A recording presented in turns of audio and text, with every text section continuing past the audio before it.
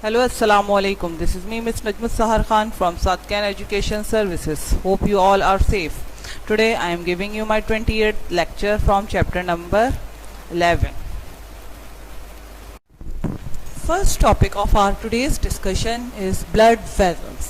There are three types of blood vessels: arteries, capillaries, veins. Arteries carry blood away from heart. ठीक है, they have thick muscular walls to cope with the high pressure of the blood as it leaves the heart. Arteries divide into smaller tubes called capillaries.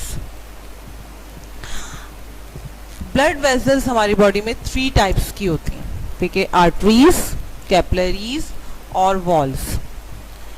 Arteries carry oxygenated blood and the oxygenated blood comes from the heart.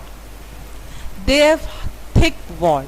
इनको thick wall क्योंकि heart का बहुत ज़्यादा pressure जो होता है, direct heart से blood जो है वो किस में एंटर हो रहा है, इनटू द आर्टरीज, तो वो एक हाई प्रेशर ब्लड होता है, ठीक है. इस वजह से इसकी आर्टरीज कैसी की वॉल्स कैसी होती हैं, थिक होती हैं, ठीक है, और थिकनेस इसकी ज़्यादा होती है ताकि वो उस प्रेशर को कोप अप कर सके, ठीक है.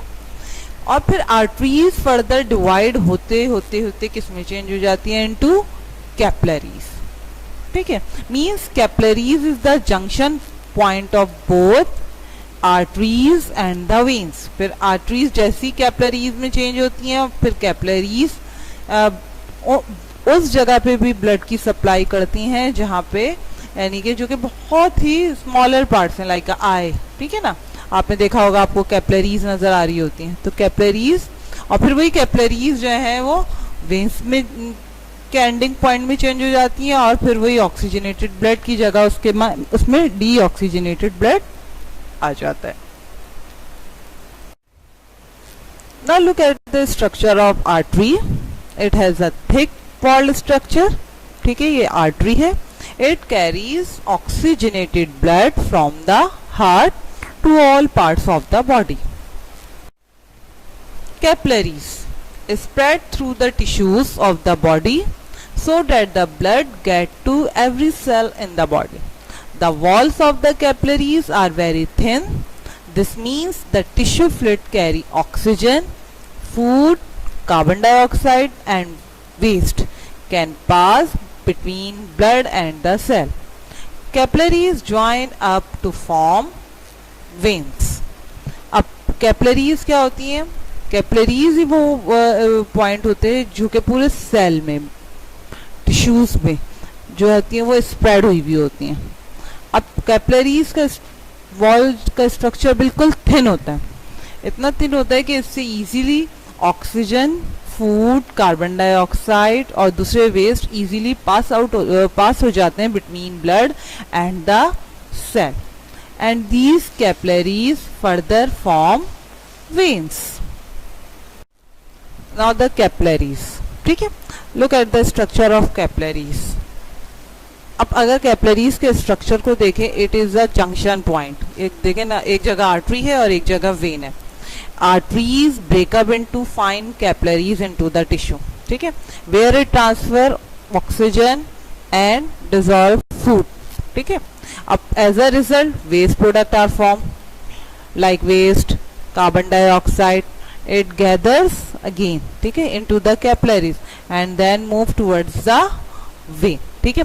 right sided area show the oxygenated part और capillaries, ठीक है ना. right sided area में oxygenated air है, ब्लू में deoxygenated area है और वो वेन वाला एरिया है, ठीक है ना. तो ये बीच में देखें, ये कैपिलरीज का जंक्शन है, ठीक है, जो दोनों को क्या कर रही हैं, ज्वाइन कर रही हैं.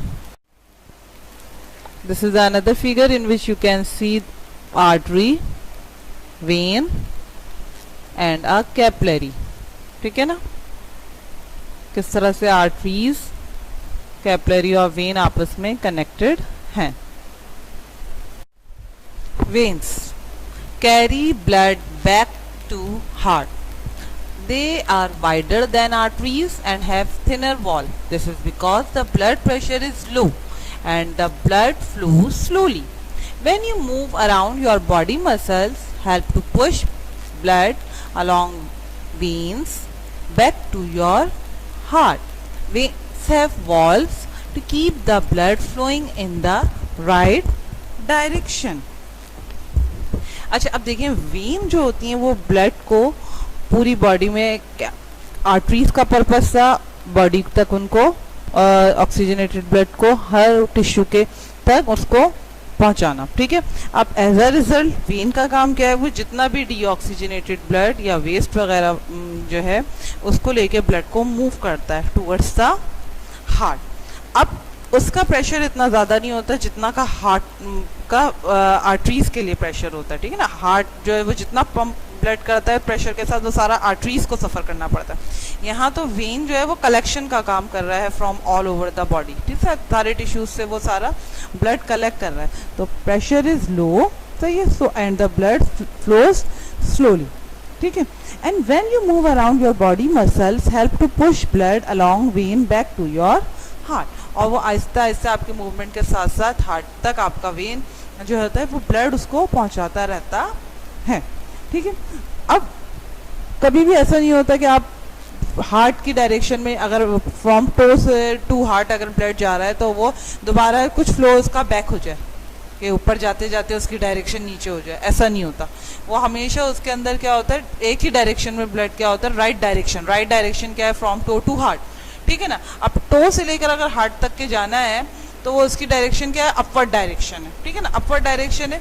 तो या हाथों से लेकर अगर हमारे फिंगर टिप से लेकर अगर हार्ट तक के ब्लड को मूव करना है तो उसकी डायरेक्शन क्या है, ठीक है ना। अब उस डायरेक्शन, वो डायरेक्शन चेंज नहीं होती है, ठीक है ना। क्यों? क्योंकि वेन्स के अंदर वॉल्व लगी हुई होती है, जिसकी वजह से ये उसकी राइट डायरेक्शन को डिस्टर्ब होने नहीं देता। Now look at the structure of vein. They are wider, देखिए इसका वाइड है, वाइडर है, and they have thinner walls as comparatively to the arteries. इसकी वॉल्स भी देखिए थिनर है, because why they are thinner, because they have low pressure of blood and the blood moves slowly in it. Now look at the transverse section of both artery and the vein. Arteries have a thick wall and veins has a thin wall. Artery has a narrow mouth while the vein has a wider mouth. Now look at the valves in veins, ठीक है ना। ये veins में valves हैं जो कि उसकी wrong direction में ब्लड के फ्लो को क्या करती है, स्टॉप करती है। ये वॉल्व के फ्लैप्स है, फ्लैप्स क्या कर देती हैं, अगर रॉन्ग डायरेक्शन में ब्लड फ्लो कर रहा है तो वो क्लोज हो जाती हैं, अदरवाइज वो ओपन हो जाती हैं और ब्लड मूव कर जाता है towards the heart. Now the cardiac cycle और the pumping cycle. Cardiac term use for the heart, ठीक है ना। अच्छा, यहाँ देखिए ये पूरा एक साइकिल बना हुआ है, ठीक है। Start with the first step, जहाँ फर्स्ट स्टेप लिखा हुआ है वहाँ देखिए। Look at the diagram of heart. The red colour show aorta. Aorta is the biggest artery. Vena cava are the veins, biggest veins, सही है ना, जो वेन्स है सबसे बड़ी। यहाँ राइट एट्रियम है, ऑब्वियसली दूसरी साइड पे लेफ्ट एट्रियम होगा, नीचे दोनों जगह पे वेंट्रिकल्स होंगे। अब नंबर 1 में क्या हो रहा है, blood enter right atrium through vena cava. Right atrium में ब्लड एंटर हो रहा है वेना केवा से। वेना केवा डीऑक्सीजनेटेड ब्लड लेके वेन्स से, सारा वेन्स से कलेक्शन हुआ, वेन्स में सारी, और वेन ने लाके उसको कहाँ पे पंप कर दिया है, वेना केवा में। अब वेना केवा से वो ब्लड कहाँ एंटर हो रहा है, इनटू द राइट एट्रियम, ठीक है। एरो से आपको नजर भी आ रहा होगा। अब वहां से वो blood flow arrives in the right ventricle, second में। थर्ड में देखिए, now the blood is sent by the pulmonary artery. सिर्फ बॉडी में 2 आर्टरी और वेन ऐसी है जिसका की अपोजिट वर्किंग है, एक पल्मोनरी आर्टरी और एक पल्मोनरी वेन। ये जो पल्मोनरी आर्टरी है ये वाहिद ऐसी आर्टरी है जिसमें डीऑक्सीजनेटेड ब्लड होता है, और पल्मो का मीनिंग होता है कि वो लंग्स से रिलेटेड है। अब यहाँ जब ब्लड आ गया है इनटू द वेंट्रिकल, तो अब ये कहाँ जाएगा, it moves towards the lungs, ठीक है। वाई, किसके जरिए जाएगा? Via pulmonary artery. क्या हो गया? कितना प्रोसेस हो गया कि वेना केवा से ब्लड एंटर हुआ इनटू द, पहले तो पूरी बॉडी का वेन्स की थ्रू ब्लड एंटर हुआ इनटू द वेना केवा, ठीक है। वेना केवा से ब्लड एंटर हुआ into the right atrium, this is a deoxygenated blood, ठीक है। Now the blood from right atrium enter into the left right ventricle, sorry. अब जब right ventricle में आ गया तो राइट वेंट्रिकल से it moves towards the lungs for purification. अब purification के लिए वो किसके थ्रू जाएगा? Pulmonary artery. पल्मोनरी आर्टरी वो आर्टरी है, it is only one artery that has deoxygenated blood, ठीक है। अब वहां से लंग्स में चला गया। अब लंग्स में ऑक्सीजन आ रही है, कंटिन्यूसली ऑक्सीजन आ रही है, oxygen mixes with the blood, ठीक है। और after oxygenation in the lungs the blood returns to the left atrium. अब जब ऑक्सीजनेशन हो जाएगी तो ब्लड किस में आ जाएगा? लेफ्ट एट्रियम में थ्रू पल्मोनरी वेन्स। फिर लेफ्ट एट्रियम से वो लेफ्ट वेंट्रिकल में मूव हो जाएगा and then it passes into the whole body through the aorta. Aorta is the biggest artery. During cardiac cycle, both ventricles contract at the same time. Every contraction of atria and the ventricles is called the heartbeat. Normal heartbeat is 70 times per minute. It increases to 100 times a minute during physical activity. Heartbeat can be measured by pulse. Heartbeat is the surge of blood produced in the arteries every time the ventricles contract. Cardiac cycle में both ventricles contract at the same time, यानी कि जब भी cardiac cycle होता है तो ventricles की working same होती है। एक ऑक्सीजनेटेड ब्लड को सप्लाई करते हैं और एक डीऑक्सीजनेटेड, और ये दोनों एक साथ होते हैं। Every contraction of atria and ventricle is called the heart beat. और ये जो हमें हार्ट बीट जो फील होती है ये कॉन्ट्रैक्शन ऑफ एट्रिया और वेंट्रिकल्स ही होती हैं। In fact, there is a double beat since the atria contract just before the ventricles. एक तो डबल बीट होती है क्योंकि एट्रिया एक बहुत कम टाइम के लिए, यानी कि इसका गैप बहुत कम होता है। सबसे एट्रिया पहले वो करते हैं कॉन्ट्रैक्ट, फिर वेंट्रिकल कॉन्ट्रैक्ट करती है, तो डबल बीट होती है, लेकिन हमें feel as a single beat हो रही होती है। नॉर्मल हार्ट बीट जो है वो 70 टाइम्स है, लेकिन फिजिकल एक्टिविटी में इट इंक्रीजेस टू 100 टाइम्स। अच्छा, अब यहाँ heart beat can be measure by pulse. अब ये हार्ट बीट आप जो फील कर रहे हैं हम पल्स रेट से, आपने देखा होगा आप अपने अगर फिंगर्स को लेके, ठीक है, अगर आप फिंगर्स को लेके अपनी रिस्ट पे अगर रखते, फिंगर्स को, थंब नहीं, फिंगर्स को लेके अगर आप अपनी क्या नाम है रिस्ट पे रख दें और आप अगर फील करना चाहें तो आपकी मेन बोन के नीचे से जो आर्टरी पास हो रही होती है वहाँ पे आपको बाकायदा पल्स फील होती है। और what is heart beat? The surge of blood produce in the arteries every time the ventricles contract. जब वेंट्रिकल कॉन्ट्रैक्ट होगा तो जो सर्ज प्रोड्यूस होगा, जो एक साउंड सी प्रोड्यूस होगी, ठीक है, that is a heart beat. Heart diseases. अब heart diseases are caused due to the blockage of coronary arteries. Coronary arteries are those arteries which supply blood to the heart. ठीक है। अब coronary artery में क्या होता है? Cholesterol, fatty acid, ठीक है ना, ये जो होते हैं यहाँ पे fatty substances, it cause a blockage कर देते हैं, ठीक है ना।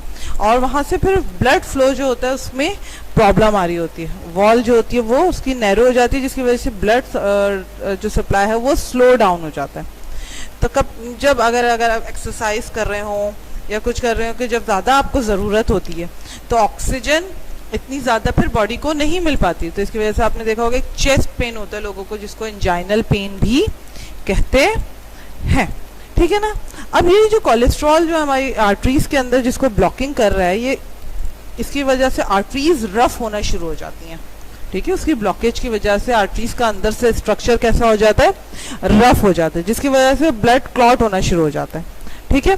अब और वही क्लॉट जो होता है आहिस्ते आहिस्ते इतना बढ़ता रहता है कि पूरी आर्टरीज ब्लॉक हो जाती हैं, और ये ब्लॉकेज क्या कहलाता है, थ्रोम्बोसिस। वो ब्लॉकेज जो हो जाती है यही इसकी वजह से, फैटी एसिड की वजह से कि जो क्लॉटिंग शुरू हो जाती है तो वो क्या हो जाता है, वो थ्रोम्बोसिस कहलाता है, जो कि रिजल्ट बनता है हार्ट अटैक वगैरह में, क्योंकि बिल्कुल ही स्टॉप हो जाती है ब्लड फ्लो, जिसकी वजह से हार्ट की वर्किंग क्या होती है, वो प्रॉपर नहीं रह पाती। अब अगर आप इस डायग्राम में देखें, नॉर्मल ब्लड आर्टरी कैसी है, जिसमें कोई किसी किस्म की कोई भी कोलेस्ट्रॉल की डिपोजिशन नहीं है।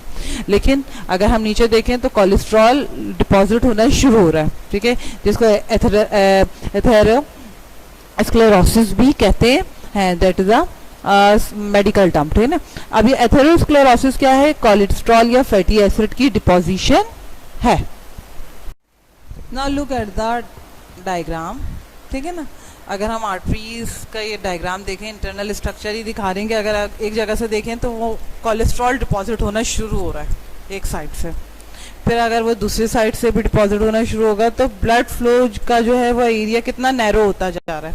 तो जो प्रेशर से ब्लड आ रहा है वो अब क्या होता जा रहा है, उसको वो उतनी स्पेस नहीं मिल रही है, तो एक एंजाइना पेन की कंडीशन आती है जो कि एंजाइनल पेन कहलाता है। और अगर वो बिल्कुल ही क्लॉट फॉर्मेशन की वजह से ब्लॉक हो जाता है आर्टरी, तो वो हार्ट अटैक की कंडीशन हो जाती है, ठीक है ना।